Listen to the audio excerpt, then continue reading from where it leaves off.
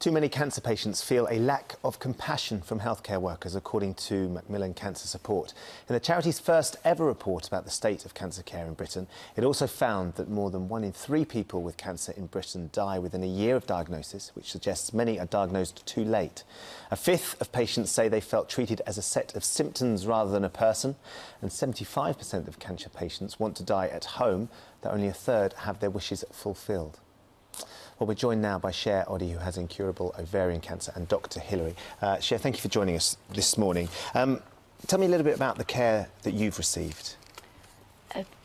Some of the care, certainly within the hospital, has been absolutely brilliant. Down on the wards with the nurses, my care also with the district nurses who had to come and flush my power pick line that I had put in.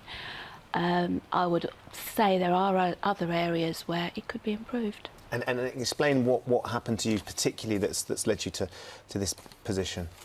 Because I come under 2 different health authorities with my treatment, the 2 health authorities do not talk to each other. So something simple like having a blood test goes to one health authority, I get the results from my doctor and I take them to my oncologist. You have to take them yourself? I have done. And when you were found out that your cancer was incurable? That was this year. That was this year? Yes. And what were the circumstances around that? Basically, I was given 5 options of treatment, and I was to go away, think about what I wanted, and contact my oncologist secretary when I'd made my decision, which I did.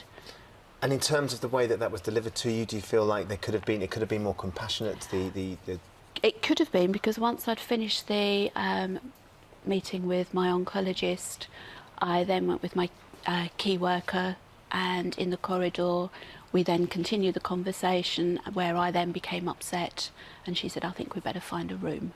So she had the conversation in the corridor about the prognosis in the corridor, I assume in front of some other people? There were other people around, yes.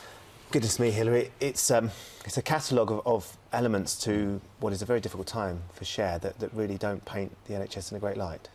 Absolutely right, and medicine's so much more than about science and machines and drugs.